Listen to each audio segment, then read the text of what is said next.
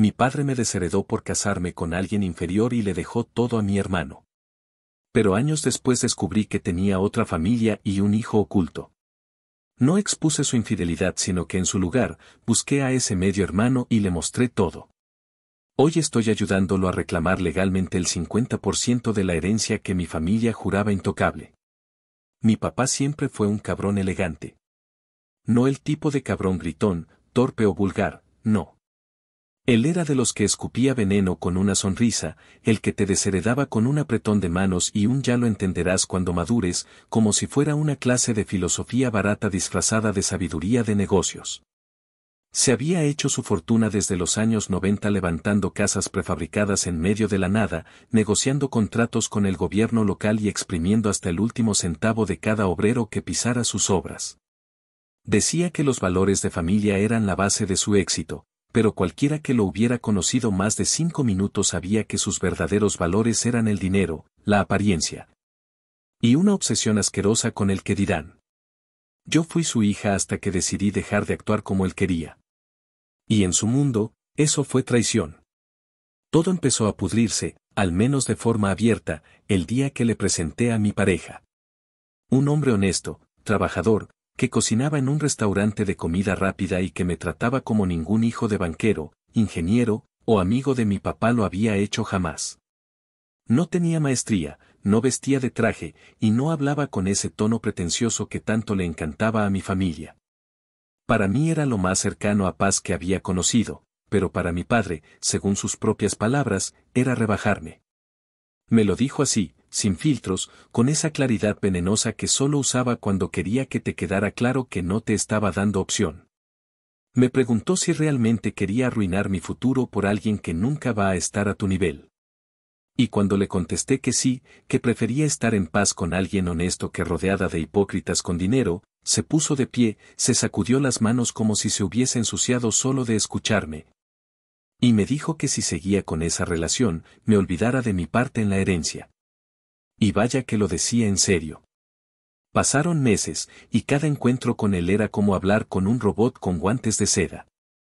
No gritaba, no se alteraba, pero cada palabra suya era una sentencia. Me miraba como si ya no fuera su hija, como si hubiera manchado el apellido solo por tener la osadía de enamorarme de alguien sin futuro. No asistió a mi boda. No llamó. Ni un puto mensaje. Al año siguiente, mientras mi hermano presumía su ascenso como vicepresidente de la empresa familiar, yo recibí una carta del abogado de mi papá. Pensé que era algo administrativo, tal vez una copia del seguro médico que él todavía mantenía activo por obligación, pero no. Era una modificación oficial al testamento. Literalmente me dejaba $1. $1. Un maldito billete para que quedara constancia legal de que no me había olvidado, sino que había decidido dejarme fuera a propósito. Ese fue su último gesto de amor paterno. Mi madre no dijo nada. Lo permitió con ese silencio cómplice que usaba cada vez que mi papá cruzaba una línea y ella prefería mirar a otro lado. Una vez intenté hablar con ella, le dije que no entendía cómo podía aceptar que su hija fuera tratada así. Me contestó, sin levantar la mirada, que yo me lo había buscado. Que había elegido a alguien muy por debajo de mí. Que no se trataba de amor, sino de mantener el nivel de vida que él nos dio. Fue en ese momento, creo, que supe que yo no tenía madre. Al menos no una que valiera la pena tener cerca. Mi hermano, por su parte, era el típico hijo dorado. El que nunca se metía en problemas, no porque fuera un santo, sino porque sabía exactamente qué tipo de mentiras le gustaban a mi papá. Estudió administración, se metió a trabajar en la empresa familiar apenas salió del college, y repetía todas las frases rancias del viejo como si fueran poesía. Nunca me insultó directamente, pero cada vez que hablaba conmigo, usaba ese tono de condescendencia asquerosa que solo tienen los que se creen moralmente superiores. Algún día vas a entender por qué papá hizo lo que hizo, me dijo una vez. Le respondí que el día que yo empezara a pensar como él, ojalá alguien me metiera un tiro. Me colgó. Mi vida siguió, con tropiezos, con deudas, con trabajo duro, pero también con amor. Amor del bueno, del que no presume pero sostiene. Mi marido y yo alquilábamos un departamento pequeño, pero teníamos paz. Y eso, después de todo lo que me habían hecho sentir, ya era ganancia. Yo no pensaba en la herencia. Me jodía, claro, me ardía hasta los huesos saber que me borraron como si nunca hubiera existido. Pero había aprendido a respirar hondo y a seguir adelante.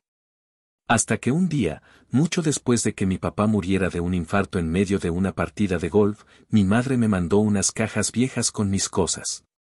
Según ella, estaba limpiando la casa del lago.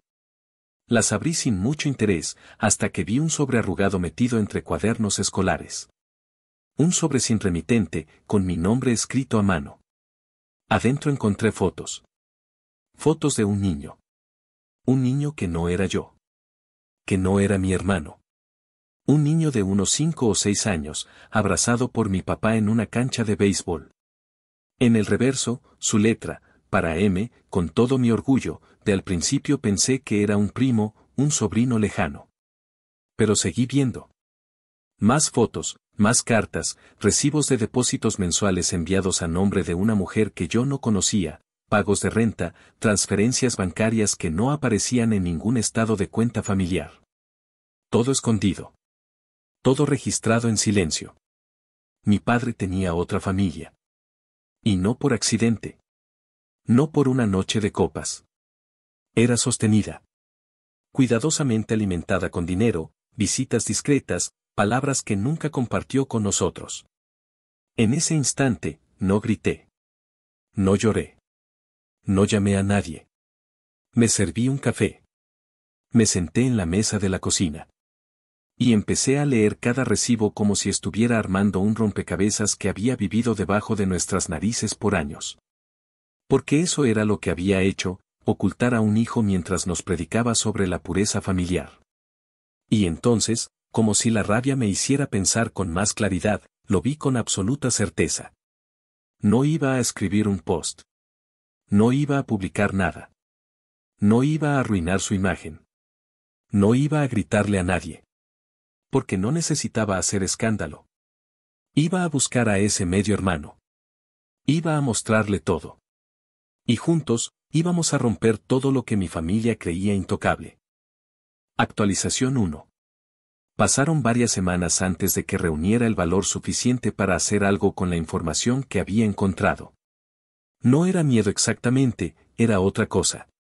Era ese vértigo que da cuando sabes que un solo movimiento puede cambiar para siempre la historia que te contaron de quién sos, de dónde venís, de quién te quiso y de quién solo te usó para mantener una fachada. Durante ese tiempo, llevé esas fotos en el bolso como si fueran dinamita. Las miraba cada noche, repasaba las fechas escritas en la parte de atrás, memorizaba los rostros, intentaba calcular la edad del niño en cada una, como si con eso pudiera entender cuánto tiempo había durado ese engaño. Me costaba dormir, no por culpa de la culpa, sino porque sabía que estaba sentada sobre una bomba que ya no podía ignorar. Mi marido me miraba con esa mezcla de paciencia e intuición que solo tienen los que de verdad te conocen. No me preguntaba qué pasaba, pero me dejaba espacio, y cada tanto me dejaba una taza de café caliente sin decir nada. Sabía que yo sola tenía que decidir cuándo moverme. Empecé por lo básico. Escaneé los recibos, las cartas, las fotos. Todo iba a un archivo encriptado que guardaba en una carpeta con nombre anodino en mi computadora del trabajo. Me metí en bases públicas, en buscadores de personas, en registros escolares viejos. Me volví una experta improvisada en rastrear nombres, direcciones, historiales de transferencias. Busqué a la mujer del nombre que figuraba en los documentos, Teresa Márquez. Vivía en un suburbio a 30 minutos de la ciudad, en un complejo de apartamentos modestos, de esos con buzones oxidados y escaleras sin pintar. La dirección había estado activa durante más de 20 años, lo que confirmaba que no era una aventura pasajera, no un error de juventud, sino una vida paralela, consistente. Sostenida con la hipocresía de quien se sentaba a hablar de integridad familiar mientras escondía a su otro hijo como si fuera un secreto vergonzoso. La primera vez que marqué su número lo colgué antes de que sonara.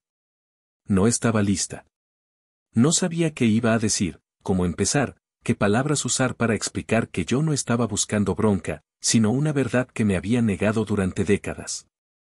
Repetí ese intento al menos 4 veces en una semana. Hasta que un domingo por la mañana, sin pensarlo demasiado, marqué y esperé. Contestó una mujer con voz suave, cansada, de esas que se sienten como si cargaran años de silencios encima. Le dije mi nombre, no mencioné aún mi relación con su hijo, solo le dije que había encontrado unos documentos que indicaban que teníamos a alguien en común. Hubo un silencio denso. Un quién, que no fue de confusión, sino de pánico contenido. Y entonces le solté el nombre de mi papá. Ella no lo negó. No se hizo la tonta. Lo único que me preguntó fue qué quería. Se lo dije tal cual, no estaba buscando drama, ni venganza pública, ni dinero. Quería hablar con su hijo. Quería que él supiera quién era su padre. Y más que eso, quería que supiera quién había sido yo también en esa historia. Nos vimos en una cafetería discreta, de esas sin logo moderno ni menú vegano. El tipo de lugar que no le interesa a nadie más que a los que viven cerca. Teresa llegó primero. Tenía el cabello recogido en una coleta baja y vestía como alguien que está siempre en movimiento, jeans gastados, sudadera, zapatos cómodos. Me miró como si ya supiera quién era, como si mi rostro fuera una versión femenina de algo que ella conocía demasiado bien. Se sentó con rigidez. Me dijo que no quería hacer esto largo, que su hijo no sabía todo, solo fragmentos. Que creció sabiendo que su padre era alguien importante que no podía estar cerca, pero que ella nunca le dijo su nombre completo, y que los regalos, las llamadas esporádicas y los depósitos eran algo que él interpretaba como una especie de beneficencia. Le respondí que lo entendía, pero que esa beneficencia le había costado a otras personas su lugar en una familia que nunca fue honesta.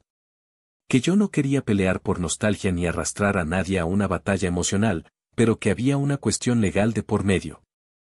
Ella me miró por primera vez con un poco más de apertura.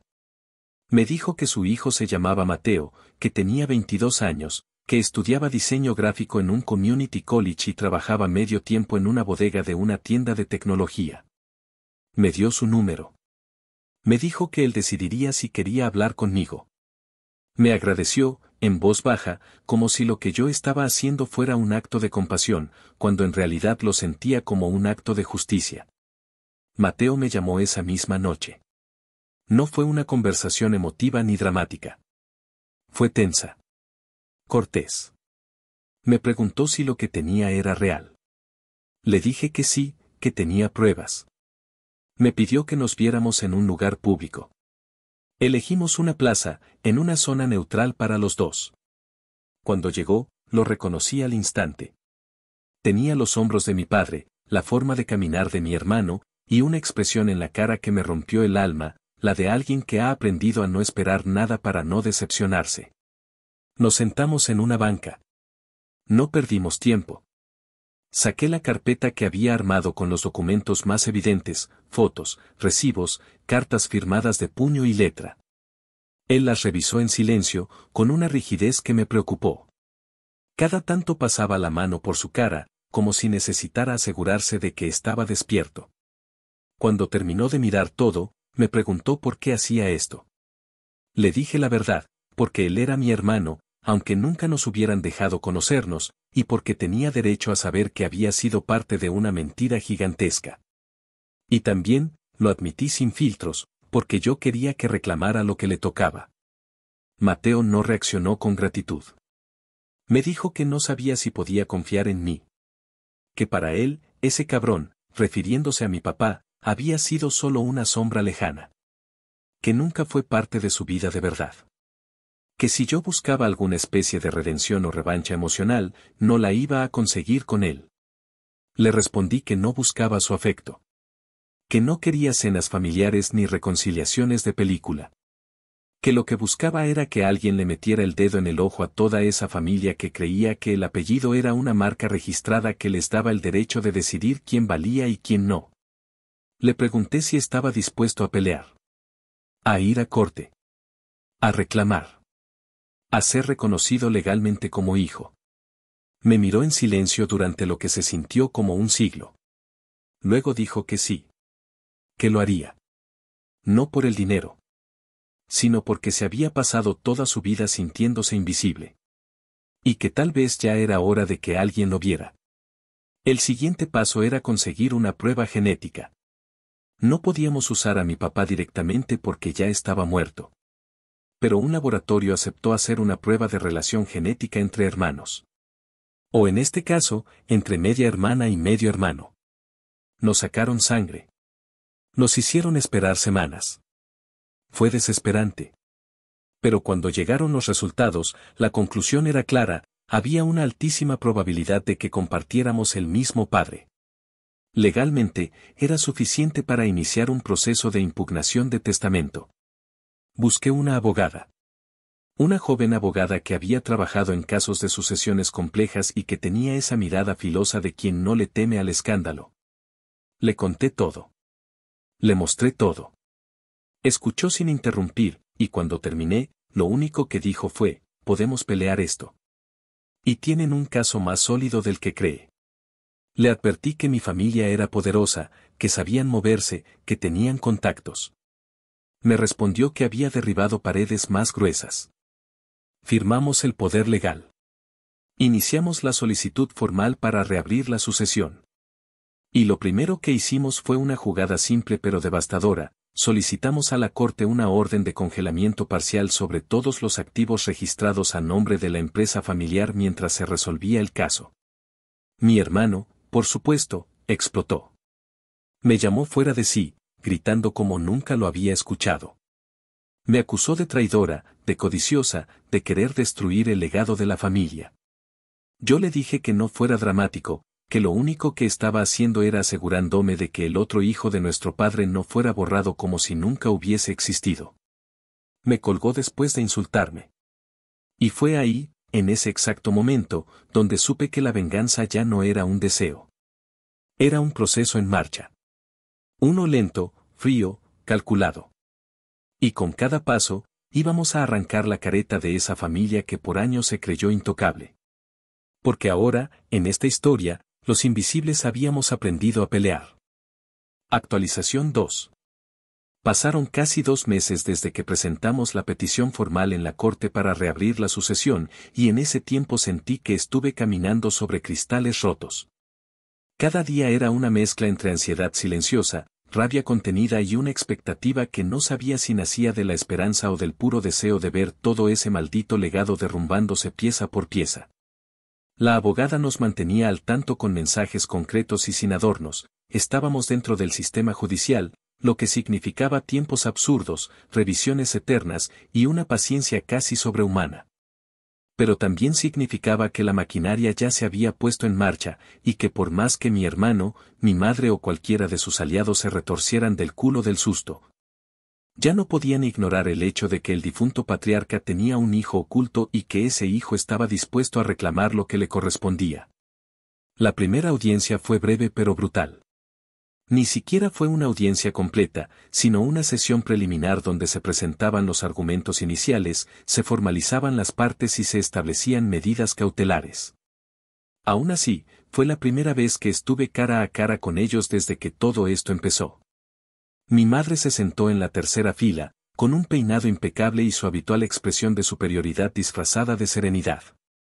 Vestía como si fuera a misa, con un abrigo beige caro y un rosario entre las manos, como si el sufrimiento le perteneciera solo a ella. Mi hermano, por su parte, llegó vestido con un traje gris oscuro, ajustado a medida, el nudo de la corbata perfectamente centrado y esa sonrisa prepotente que siempre usaba cuando sabía que no podía gritar en público. Se acercó al abogado, murmuró algo que no alcancé a escuchar, y luego se sentó mirando hacia adelante como si el resto de los presentes fuésemos basura en el suelo. Cuando la jueza entró, el ambiente cambió por completo. Era una mujer alta, de unos 60 años, con el cabello recogido y una expresión en la cara que te dejaba claro que no estaba para juegos. Su voz era firme, sin adornos, y su mirada lo atravesaba todo. Leyó los nombres de las partes, confirmó los documentos presentados y pidió que se presentaran las pruebas preliminares. Nuestra abogada habló sin titubear. Mostró los depósitos, las cartas, las fotos, el resultado del análisis genético. No prometió nada imposible, no se adornó con discursos emotivos. Simplemente dijo, palabra por palabra, que existía suficiente evidencia material para demostrar que Mateo era hijo biológico del difunto, y que había sido sostenido económica y afectivamente por él durante años. Que no se trataba de una aparición oportunista, sino de un vínculo prolongado, probado y deliberadamente escondido por el difunto para proteger su imagen pública. La defensa, por supuesto, empezó a ladrar con el argumento más barato que pudieron encontrar, que todo esto era un intento de obtener dinero a través del chantaje emocional. Que Mateo solo había aparecido después de la muerte de mi padre y que no había pruebas contundentes de que hubiese sido reconocido en vida. Incluso sugirieron que yo lo había convencido de iniciar el proceso como una forma de venganza personal por haber sido desheredada. Cuando escuché eso, me dieron ganas de pararme y escupirle en la cara al abogado, pero me contuve. Me limité a respirar y a mirar a la jueza, que no parecía impresionada por la retórica hueca de la defensa. Anotaba en su libreta mientras la abogada de mi hermano se revolvía en su silla intentando vender la imagen de una familia acosada por un montaje legal. Al final de la sesión, la jueza ordenó que no se realizaran movimientos financieros relevantes con los activos de la empresa ni con los bienes heredados hasta nueva orden. Literalmente les congeló el tablero. Eso hizo que mi hermano apretara la mandíbula como si quisiera tragarse los dientes. Salimos sin decir palabra. Mateo caminaba a mi lado en silencio, pero se le notaba la tensión en el cuello, como si toda esa exposición repentina lo estuviera forzando a enfrentar 20 años de vacío en una sola jornada. Le pregunté si estaba bien y me respondió sin mirarme, estoy harto de fingir que no me duele. Pero también estoy harto de quedarme callado. No necesitábamos más palabras. Estábamos dentro. Y ya no había marcha atrás. La semana siguiente fue una jodida guerra fría. La empresa comenzó a mover sus fichas. Recibimos correos de un supuesto nuevo contador solicitando acceso a documentos que nada tenían que ver con el caso, intentos evidentes de enredarnos en burocracia para desgastarnos. La abogada les respondió con una elegancia que me hizo sonreír por primera vez en días, toda información adicional será solicitada a través de los canales judiciales correspondientes. Cualquier intento de evasión o dilución de activos será reportado de inmediato. Fue como ver a alguien patear una colmena con una sonrisa en la cara. Mientras tanto, mi madre decidió que era momento de dejar de fingir distancia y me llamó. No para preguntar cómo estaba, sino para soltar una perorata disfrazada de conversación adulta. Me dijo que estaba decepcionada, que no podía entender cómo yo, su hija, estaba ayudando a un desconocido a destruir la memoria de su padre. Me soltó frases como hay cosas que es mejor dejar enterradas y las familias sobreviven gracias a la discreción. Le respondí que justamente por eso las familias se pudren por dentro. Que si su amado esposo tenía los huevos para sostener una doble vida durante más de 2 décadas, entonces su legado merecía exactamente la mierda que ahora estaban recogiendo. Me colgó, por supuesto. No sin antes decirme que yo ya no era su hija. Como si no me lo hubiera demostrado años atrás. Mateo, por su parte, estaba entrando de lleno a una realidad para la que nunca lo prepararon. Pasó de ser un chico anónimo a tener que rendir cuentas sobre cada centavo que su madre recibió en los últimos 20 años. Documentamos todo. Cada depósito. Cada llamada. Cada prueba física que pudiera respaldar la relación. Teresa, su madre, accedió a testificar. No por venganza, sino porque estaba harta de vivir en la sombra. Dijo, con una firmeza que me conmovió más de lo que esperaba, que estaba cansada de ver cómo borraban a su hijo como si nunca hubiese existido. Que durante años soportó las reglas de un hombre que quería controlarlo todo mientras jugaba a ser padre de tiempo parcial. Que no estaba buscando fama, ni dinero, ni venganza. Que lo único que quería era que su hijo dejara de sentirse como un error. La abogada solicitó nuevas citaciones. Al contador original. A un amigo de mi padre que figuraba como testigo en un contrato de arrendamiento. Incluso a una tía lejana que había asistido a una de las graduaciones de Mateo y que recordaba haberlo visto con mi papá en más de una ocasión. Se estaba armando un caso que no solo tenía estructura legal, sino un relato humano. Y eso, En un juicio de sucesión, puede significar todo. Pero mientras más se movía el caso, más se descomponía mi entorno. Amigos de la familia me dejaron de hablar.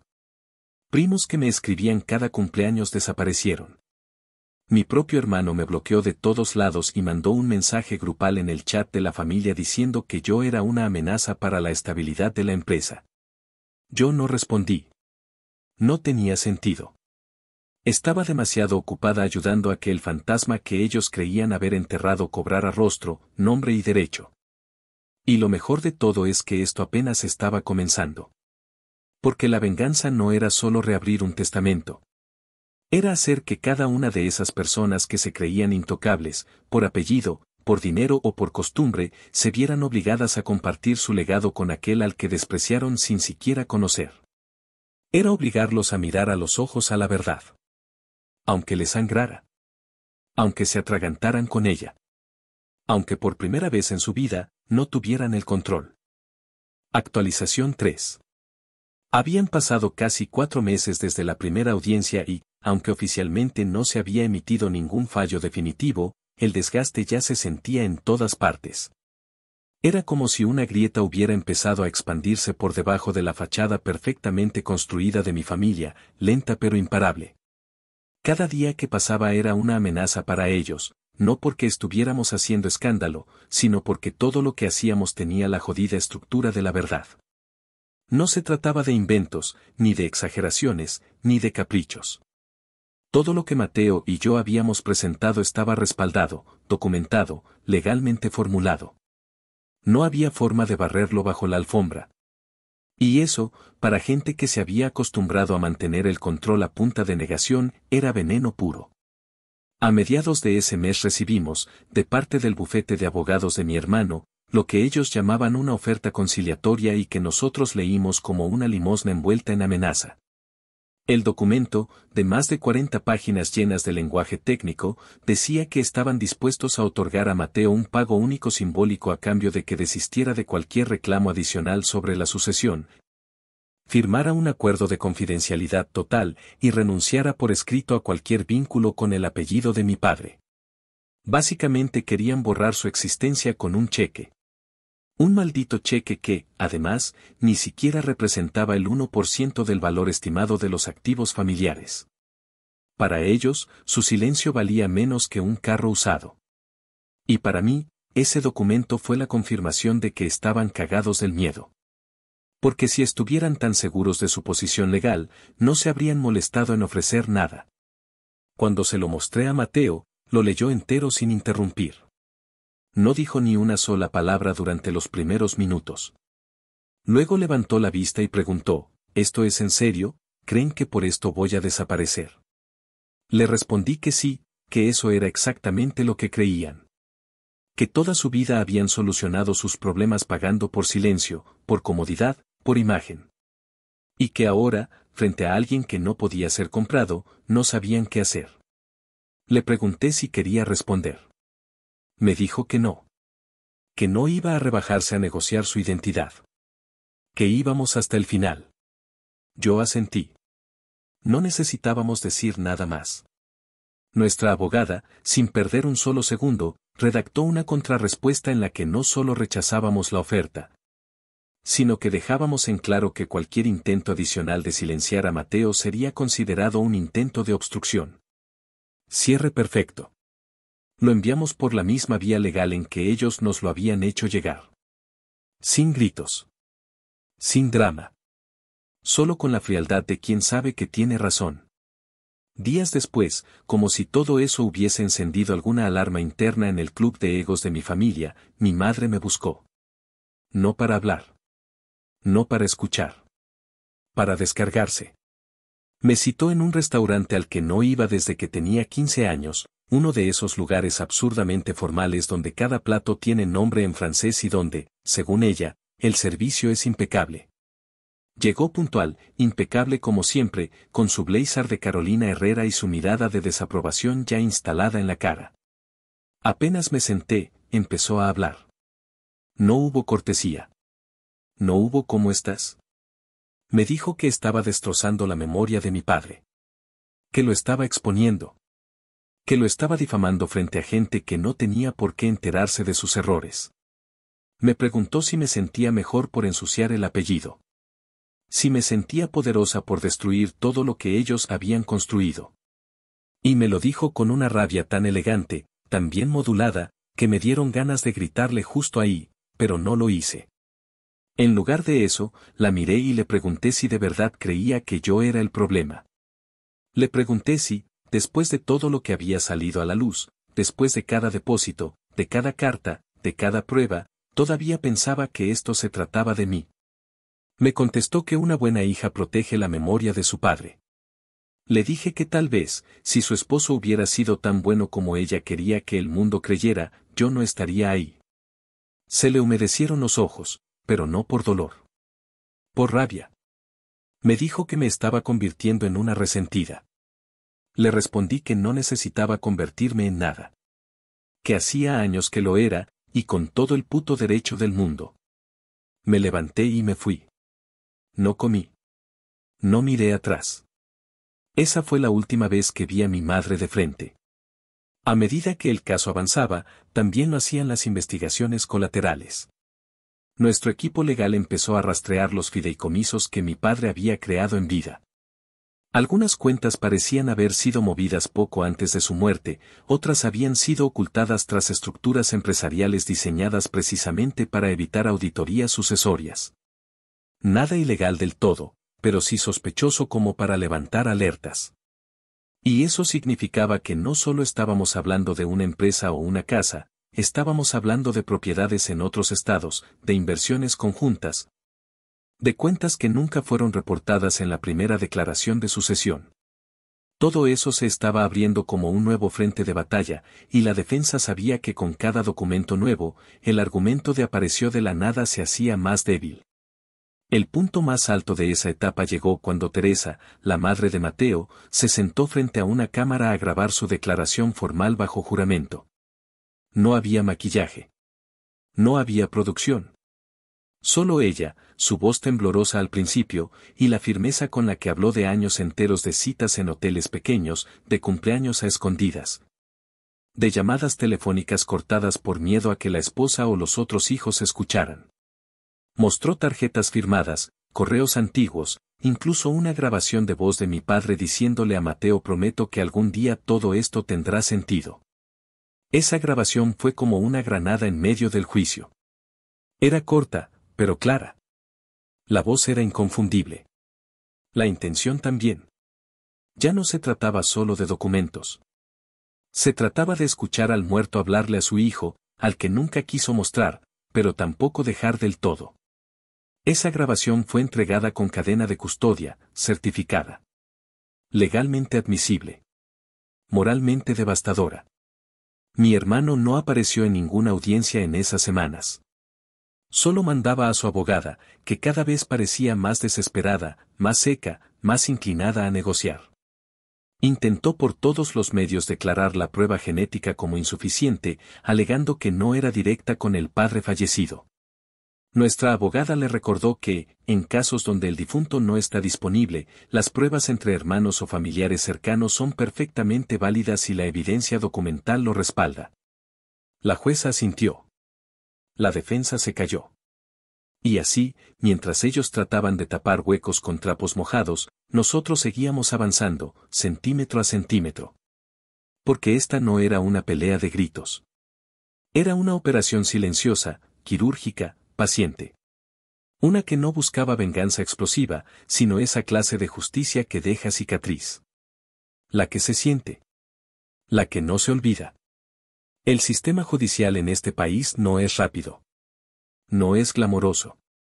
No es infalible. Pero cuando tenés pruebas, persistencia y un caso bien armado, la verdad empieza a pesar. Y a veces, el peso de la verdad es justo lo que hace que una familia de mierda termine viendo cómo su historia perfecta se derrumba desde dentro. No por culpa de un escándalo. Sino por algo mucho más jodido, la evidencia. La puta evidencia que nunca supieron esconder del todo. Actualización 4. Habían pasado casi 9 meses desde que iniciamos el proceso legal y finalmente nos notificaron que el juicio formal tendría lugar en un plazo de 30 días. No iba a ser una audiencia más, no una sesión técnica donde se intercambian documentos y miradas frías entre abogados. No. Esta vez era la jodida verdad puesta en la mesa. Era la exposición pública, la revisión completa del testamento, el análisis de la prueba genética, los testimonios bajo juramento y la determinación final de si Mateo sería legalmente reconocido como hijo del difunto. Y aunque durante meses había deseado que este momento llegara, lo cierto es que cuando la fecha estuvo fijada y el proceso se volvió inevitable, me cayó encima con un peso que no supe manejar al principio. Era como si la realidad finalmente me aplastara, como si todos los años de silencio, de abandono, de desdén, me golpearan de una sola vez. Mateo lo sintió también. No lo decía, no era de hablar mucho, pero se le notaba en los hombros, en la forma en que apretaba la mandíbula cada vez que repasábamos los documentos. En cómo se quedaba mirando al vacío después de cada reunión con la abogada. Esa última etapa fue la más exigente, no solo por lo legal, sino porque removía todo. Nos obligaba a relatar todo en detalle, a ordenar cronológicamente una historia que durante décadas fue negada. Y mientras más lo estructurábamos, más clara quedaba la brutalidad de lo que habían hecho. A Mateo no lo borraron por error. Lo borraron con intención. Porque reconocerlo hubiera sido admitir que ese hombre, tan respetado, tan elogiado, era un hipócrita de mierda. Y a mí, me dejaron fuera por la misma lógica, porque era más fácil hacerme pasar por ingrata que aceptar que no encajaba en su molde de familia perfecta. La semana del juicio empezó con lluvia. Era un martes de cielo plomizo, y mientras caminábamos hacia la corte, la sensación era como si estuviésemos entrando a un funeral. No por miedo, sino por lo que representaba. Porque aunque mi padre llevaba más de un año muerto, ese día iba a morir oficialmente su legado, su historia prefabricada, su mito de hombre recto que tanto había cuidado. No nos cruzamos con mi madre ni con mi hermano al entrar. Entramos por puertas distintas, como si ya hasta el azar entendiera que pertenecíamos a mundos que no volverían a tocarse. La sala estaba fría. Fría como esas oficinas donde nadie sonríe y todo suena a eco. Mateo se sentó junto a mí, con su camisa planchada hasta el cuello y los dedos entrelazados tan fuerte que se le marcaban los nudillos. Frente a nosotros, la jueza, la misma de las audiencias anteriores, con su libreta repleta de anotaciones, con esa mirada de quien no tolera bullshit. La defensa empezó con un intento predecible de desestimar la validez emocional del caso. Dijeron que Mateo nunca convivió con el difunto de manera constante, que el reconocimiento no fue público, que existía una relación afectiva, sí, pero no jurídica. Usaron frases como vínculo informal y estructura paralela no institucionalizada, como si con eufemismos pudieran seguir pintando la historia como un simple malentendido. La jueza no dijo nada. Solo les pidió que presentaran sus pruebas. Y cuando les llegó el turno, lo único que hicieron fue repetir las mismas líneas de siempre, que el testamento era claro, que Mateo no estaba incluido. Que yo había sido desheredada por decisión expresa y que todo lo que estábamos haciendo era una maniobra vindicativa y oportunista. Nuestra abogada no se molestó en responder de inmediato. Se tomó su tiempo. Se puso de pie y con una carpeta gruesa en la mano, empezó a desmenuzar cada una de sus frases con pruebas.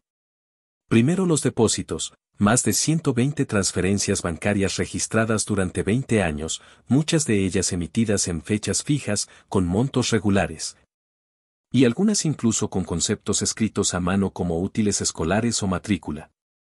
Luego las cartas, 15 en total, la mayoría escritas por mi padre a Teresa, con referencias explícitas a Mateo, con frases como me duele no poder estar más cerca, o nunca sabrá lo que significan sus dibujos para mí.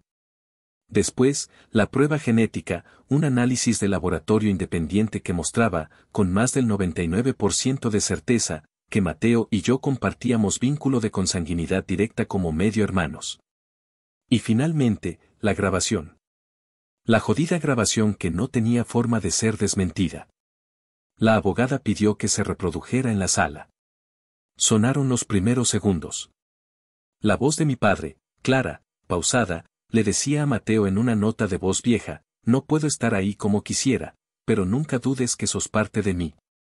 Algún día todo esto tendrá sentido. Nadie habló durante esos segundos. El silencio fue absoluto. Hasta la jueza bajó la mirada por un instante. Entonces, Teresa subió al estrado. Su testimonio fue todo menos dramático. Fue preciso. Frío. Doloroso en su honestidad. Dijo que conoció a mi padre en una feria de construcción, que él la buscó meses después, que fue insistente pero claro, no podía tener una relación pública, pero se haría cargo. Que cuando nació Mateo, él lo visitaba en secreto, le enviaba dinero, asistió a su primer partido de béisbol disfrazado de tío, y que conforme Mateo creció, las visitas se volvieron más esporádicas. Pero nunca cesaron del todo. Confirmó que nunca quiso pedir nada. Que aceptó las reglas. Que protegió su nombre, su reputación. Pero que ahora no podía quedarse callada mientras le negaban a su hijo algo que le pertenecía.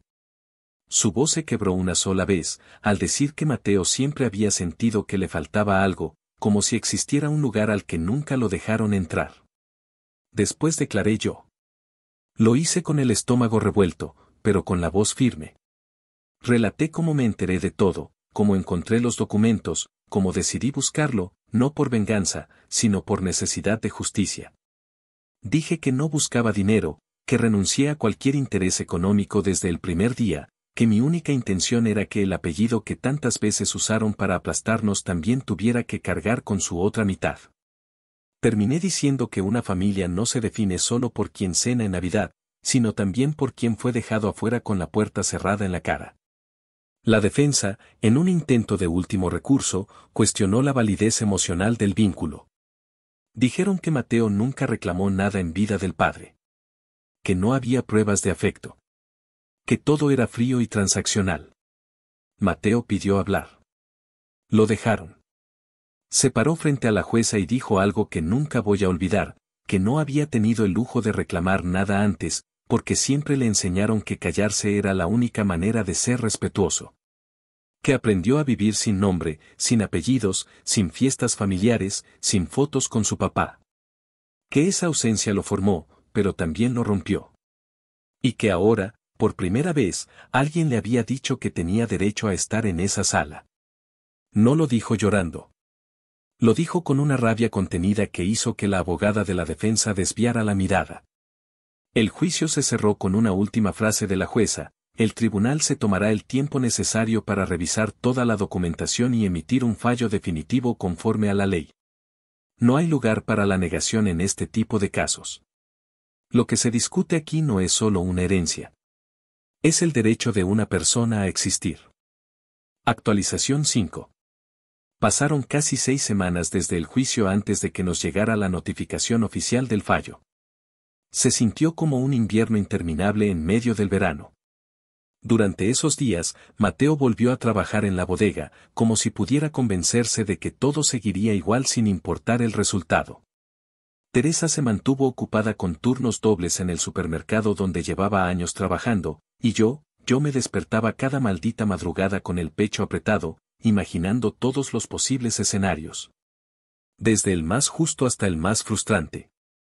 Sabía que la corte estaba llena de tecnicismos, que la ley podía ser perfectamente fría incluso frente a la verdad más evidente. Pero también sabía que hicimos todo bien. Con pruebas. Con documentos. Sin caer en escándalos. Así que esperábamos. Jodidamente en silencio.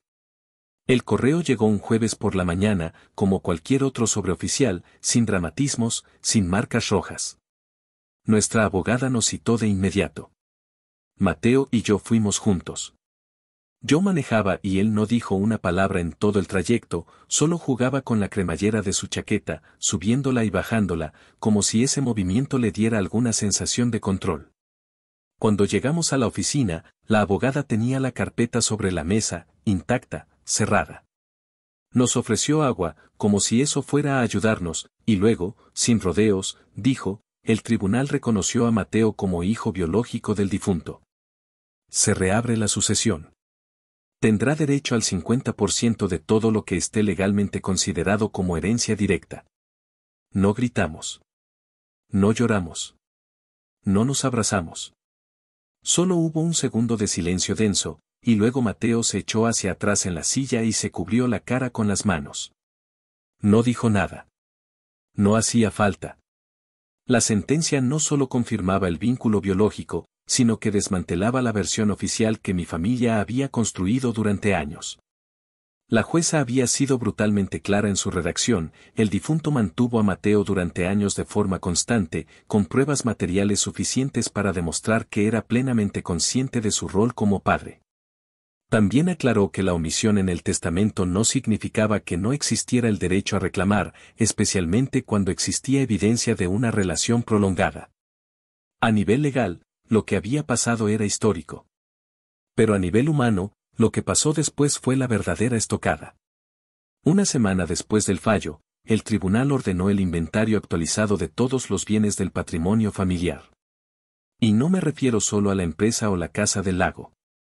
Hablo de propiedades en otros estados, de acciones en compañías menores, de cuentas bancarias en fideicomisos registrados bajo LLCs fantasmas. Todo eso se abrió como una caja de Pandora, porque para calcular correctamente el 50% de Mateo, se tenía que establecer el valor total de lo que mi padre dejó. Y como era obvio, la primera sucesión, la que se tramitó cuando murió, había omitido muchas cosas. Cosas que mi hermano y su abogado creyeron que nadie revisaría jamás.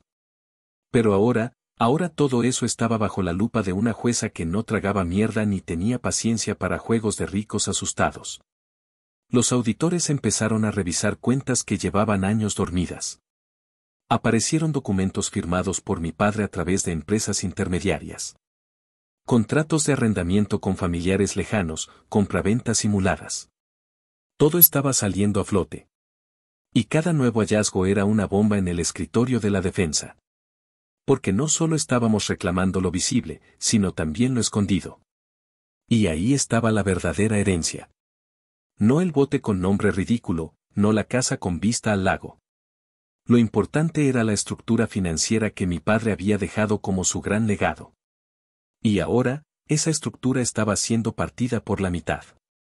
¿Cómo debía ser? Mi hermano reaccionó como una rata acorralada. Intentó apelar. Dijo que el juicio había sido emocionalmente manipulado, que el testimonio de Teresa era influenciado por resentimientos, que la grabación no representaba un reconocimiento legal formal. Pero todo eso ya había sido considerado en el fallo. Y cuando su apelación fue rechazada sin siquiera llegar a segunda instancia, lo único que le quedó fue sentarse a negociar cómo iba a pagar lo que legalmente le correspondía a su medio hermano. La cara que puso cuando recibió la notificación de la orden judicial que le prohibía mover activos sin autorización previa fue, según nuestra abogada, un poema. No me lo dijo sonriendo, pero lo disfrutó. Y entonces, después de más de un año de lucha legal, de desgaste emocional, de noches en vela, llegó la fase de ejecución del fallo. Mateo fue incluido como copropietario de la empresa familiar. No con acciones decorativas, no con un asiento simbólico. Con participación real, con acceso a cuentas, con voto en la junta.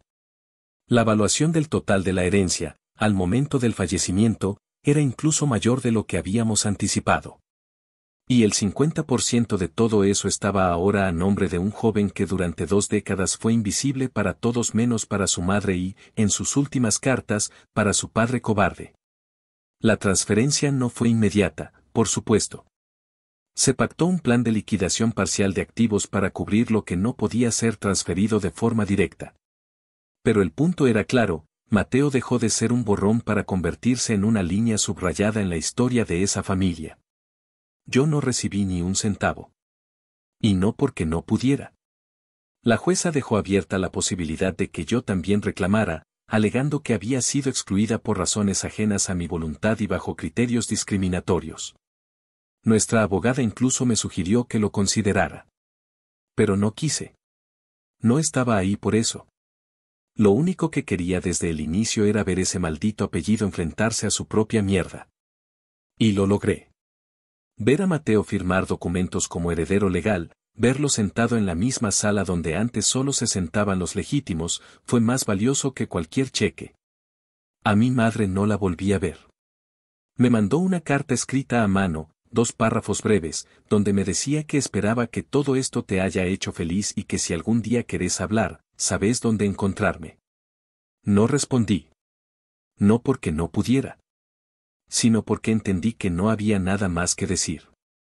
Ella eligió durante años de qué lado estar. Y eligió mal. No había espacio para reconciliaciones de mentira. La prensa local, por supuesto, se enteró. No porque nosotros lo hiciéramos público, sino porque los documentos de la corte son accesibles. Algunos medios publicaron notas discretas. Nada sensacionalista. Solo el hecho, hijo no reconocido obtiene reconocimiento legal y 50% de herencia empresarial en disputa familiar. Los comentarios en línea, en su mayoría anónimos, se dividieron entre los que decían que la justicia había ganado, y los que preguntaban si Mateo lo había hecho por dinero. Nunca respondimos a ninguno. Porque sabíamos que no se trataba de convencer al mundo. Se trataba de corregir una injusticia. Hoy, cuando me siento a escribir esto, Mateo está revisando informes financieros que antes estaban vedados incluso para mí. Teresa dejó su trabajo nocturno por primera vez en años. Y yo duermo tranquila. Porque no tuve que gritar, ni hacer un show, ni arrastrarme por una migaja. Solo hice lo que tenía que hacer, buscar la verdad, mostrarla, y acompañar a alguien que durante 20 años caminó con el peso de un apellido que nunca le dejaron usar. Y ahora, ese apellido está en los documentos oficiales. Firmado. Registrado. Irrefutable. Actualización final. Ha pasado poco más de un año desde que se cerró todo legalmente, y aunque en el papel la guerra terminó, en la práctica hubo muchas cosas que se siguieron cayendo en silencio. Como si las secuelas de todo lo que removimos apenas empezaran a hacer ruido cuando ya nadie estaba gritando. La empresa se sostuvo, sí, no quebró, no hubo escándalo de portada ni colapso financiero como mi hermano vaticinaba entre sus amenazas desesperadas. Pero lo que sí hubo fue algo más lento, más profundo, el derrumbe del mito. Porque esa familia que se llenaba la boca diciendo que estaban por encima de los chismes, que tenían valores sólidos, que eran íntegros hasta la muerte, ya no podía decir nada sin que alguien pensara en el juicio. En el hijo oculto, en la herencia partida en dos como una puta factura no pagada. La imagen perfecta se quebró.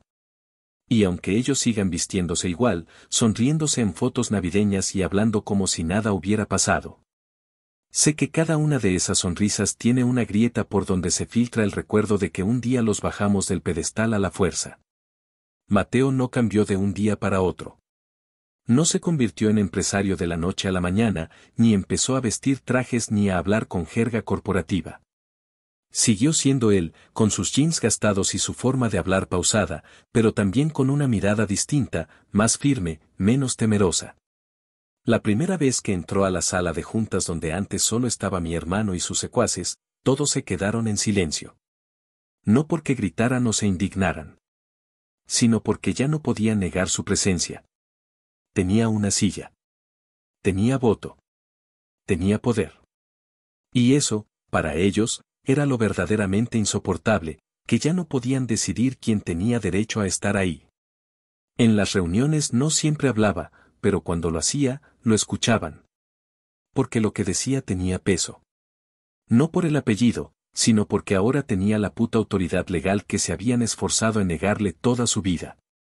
Hubo resistencia, claro. Mi hermano intentó por todos los medios seguir tratándolo como un intruso.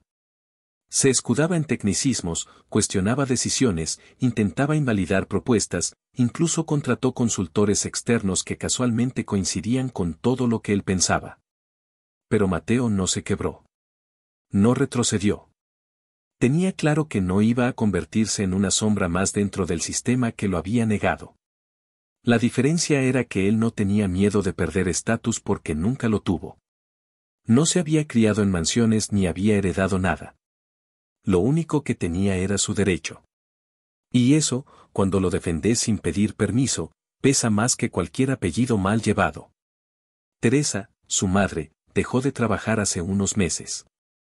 Mateo la convenció, le compró una pequeña casa en las afueras y le dijo que era su turno de descansar. Ella se resistió al principio, decía que no estaba acostumbrada a que nadie se hiciera cargo de ella, pero él fue claro, le dijo que había pasado toda la vida cuidando a alguien que el mundo se empeñó en esconder. Y que ahora era momento de que ella también tuviera un lugar visible. La casa no es lujosa, pero tiene lo que necesita, un jardín, una cocina amplia, y una paz que nunca pudo permitirse cuando vivía de turno en turno. La visité un par de veces. Hablamos poco, pero en cada una de esas charlas había una especie de reconocimiento mutuo. Ella sabía que sin mí, todo esto no hubiera pasado. Y yo sabía que sin ella, Mateo jamás habría resistido tanto sin quebrarse. No necesitábamos agradecimientos. Nos bastaba con saber que habíamos ganado algo que parecía imposible. En cuanto a mí, sigo sin tener contacto con mi madre. Después de esa carta patética y fingida, no volvió a buscarme. No vino a verme. No me llamó.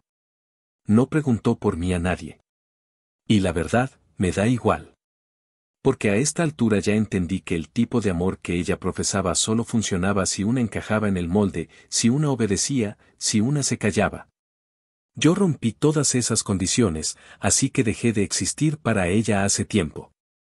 Y aunque hay días en los que esa ausencia me arde en la garganta, también hay otros, la mayoría, donde me siento libre.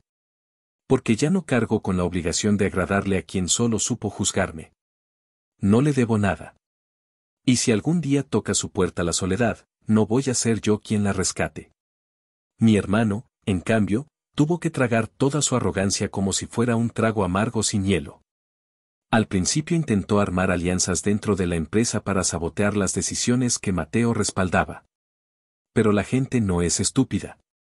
Muchos empleados, los que de verdad llevaban años, empezaron a apoyar las propuestas de Mateo no porque fueran geniales o revolucionarias, sino porque veían en él algo que ya no podían ver en mi hermano, decencia. Esa cosa básica pero rara que se nota en la forma en la que tratas a la recepcionista, en cómo respondes un correo, en cómo no te crees dueño de todo solo porque tenés acceso a una tarjeta corporativa. A mi hermano le jodía profundamente que alguien que vivió toda su vida sin lujos ahora tuviera la misma autoridad que él. Pero no podía hacer nada. La sentencia estaba firme. Los derechos estaban protegidos. Y cada vez que Mateo firmaba algo con su nombre completo, yo sentía que habíamos ganado un poco más. No tengo una vida de película. No terminé millonaria. No salí en portadas de revistas. No escribí un libro contando cómo expuse una doble vida. Mi historia no está en ningún documental. Pero a veces, cuando camino por mi barrio, cuando saco la basura o voy a comprar pan, alguien me saluda con un respeto distinto. No es admiración. Es otra cosa. Es esa mirada que dice yo sé lo que hiciste, y me alegra que alguien lo haya hecho. Gente que no se atrevió a hablar, que cayó cuando me desheredaron, que se tragó las dudas durante años. Algunos ahora me saludan. Otros solo bajan la cabeza. No los culpo. Todos eligieron su bando cuando era más cómodo mirar a otro lado. Lo que sí tengo claro es que ya no me avergüenzo de haber roto esa fachada. Hace poco volví al cementerio. No por nostalgia, no por respeto. Sino por necesidad. Caminé hasta la tumba de mi padre, sola, sin flores, sin velas, sin excusas. Me quedé ahí parada unos minutos, mirando esa lápida que aún dice padre ejemplar, esposo amado. No dije nada. Solo saqué de mi bolso un pedazo de papel. Tenía 2 nombres escritos a mano. El mío. Y el de Mateo. Lo doblé y lo puse bajo una piedra pequeña, justo al pie de la lápida. No como un homenaje. Sino como un recordatorio.